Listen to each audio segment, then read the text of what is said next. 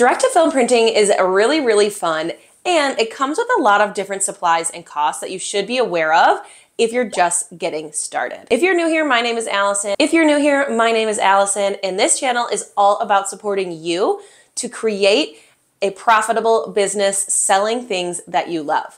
I walk you through different tutorials, different ideas, different things you can sell, as well as tips on how to grow and maintain your business. And today I'm breaking down the supplies for direct-to-film printing. This is an addition I'm adding to my business, and I'm excited to walk you through the journey and all of the things that you will need to buy in order to get set up. It's not just the printer, you know what I mean? Like, you have to buy the printer, and that's expensive enough as it is. There are a few other things that you will need to buy, and a few things that you're gonna keep needing to buy through the lifespan of your printer or the lifespan of you doing direct-to-film printing. I have already done a video where I walk through the direct-to-film printer that I use. It is from ProColored. I'm gonna link that up in the top right corner. I have been very happy with that printer, and I'm excited to continue to use it. And it's really proving me very nice. It's consistent, I like it, and I would absolutely recommend it. But with the printer, you also need an oven. So this oven setup that I have is I have a printer separate from a smaller oven where I can bake each and every transfer that I have. If you're doing, made to order or a smaller scale direct to film apparel business, this is a really good setup. It works for me because I am not mass producing a bunch of apparel or selling transfers. So this is actually a really great setup for me. And it was more cost effective than some of the more industrial size systems. ProColored does offer some different ovens where you can have like a system where it kind of take it through the powder and the baking all in one. That's going to take up a lot more space and it's going to be a lot more expensive. But it is something you should consider if you envision this being something pretty big. You may want to do that upgrade early on. Or you could, start with the setup that I have, which is what I'm gonna do. And if it does take off in a way that is getting to be a little hard to handle with the setup, then I will upgrade. So you do need your printer and you do need your oven in order to even begin direct-to-film printing. The next thing that you're gonna need is ink. Now, when you buy a printer, it's gonna come with ink with that printer. So I'm using the ink that came with my printer from ProColored, and I honestly think that I will just continue to keep using the ink because I know it works. I actually really, really like it. It's super vibrant, and I know it's been tested like with their setup. So there is something about just like using what is provided with that printer. So whatever brand printer you go with, you can use the ink that comes with it. But you do have to remember that after printing for a while, you are gonna have to replace the ink. Direct-to-film printers are CYMK, cyan, magenta, yellow, and black. You also have white ink as well. You will go through your white ink faster than all the rest because every single print gets printed in color and then it gets like 2 layers of white ink on the back. That's what allows it to show up on a darker color. It has that white backing, so you will need to replace your white ink more often than the other ones. There are things you can do to sort of conserve on that white ink. So let me know in the comments if you want to hear more about that. I can make a whole video on the setup of what my, software looks like, how I set my inks, and how I try to conserve some of that white ink. Let me know in the comments if you want me to make that video.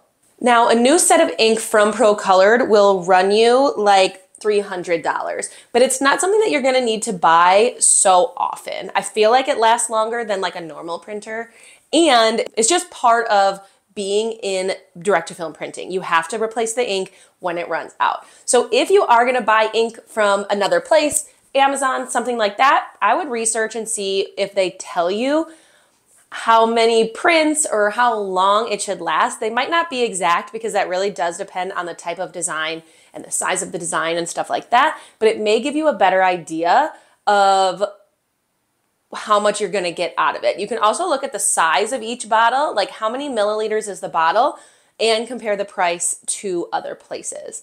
I'm just gonna stick with my ProColored ink, I think, because I actually really like it and it's super vibrant.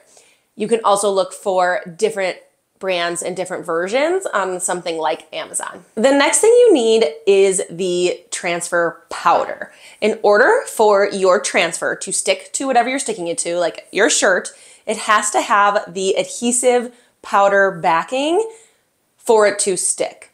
So basically you get a bag of powder. Mine's from Pro Colored. I'm just using them as a whole system, and if it does not broke, I'm not gonna fix it, but you could probably find alternatives. You need a high quality bag of powder because this gets put onto every single transfer. As soon as you print it, the ink is wet, you're gonna apply this powder. Then you need to bake it in your oven, and that's how it becomes a transfer that will stick to what you're sticking it to. So you just want to make sure that you have a high quality powder, and this is going to be the one thing that you're going to have to buy the most of because every single print gets a lot of powder. I shouldn't say a lot of powder. It gets powder every single time, and this will probably be something that you are replacing more often versus ink or the transfer paper that I'm about to talk about here in a second. Just make sure that you have a high quality powder that works with your ink and has been proven to hold up over the long term. If you're gonna buy an ink that's not, recommended by that company, I would just make sure you read reviews and make sure that people are saying positive things about it actually lasting a long time.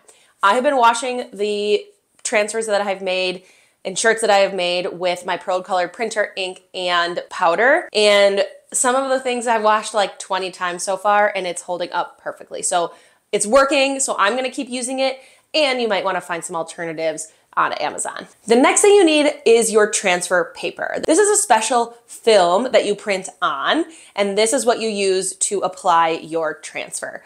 The printer that I have is A3 size, and it has a roller feed. So I have a big giant roll of this transfer film, and once it runs out, I will have to replace it. Certain printers do roller feeds, some do sheets, and you want to just make sure that you're looking at the right size. What size is the printer and what size paper goes with it.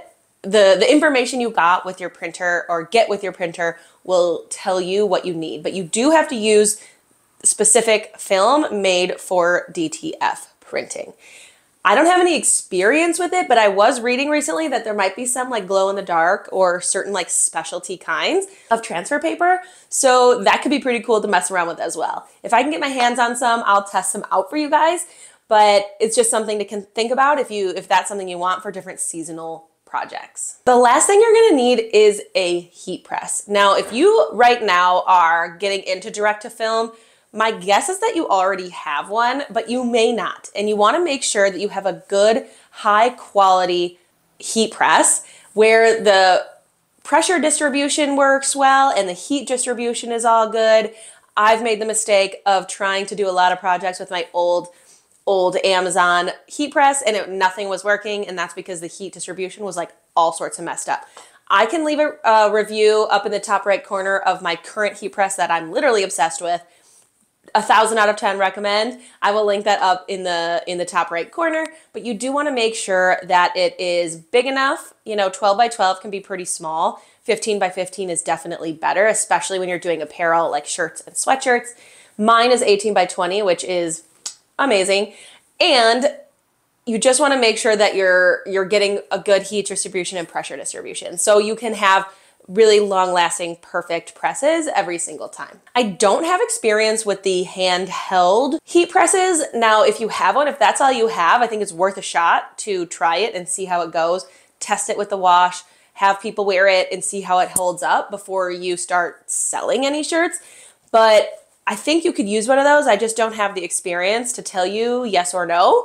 But it's definitely something, if you already have one, you could use it. If you don't have a heat press at all, I would skip those and go right to one that you know has that pressure component built in. So all in all, there's quite a few things that you need to be able to use your direct-to-film printer. You need your printer, you need the ink with the printer, you need the transfer film paper, and you need powder, an oven, and a heat press. You also need some designs. If you're creating your own, that's amazing. I love that for you. If you don't create your own, you can try a place like Creative Fabrica or Design Bundles. I personally love Creative Fabrica. I will link a review and a tutorial up in the top right corner. That's where I pretty much get everything.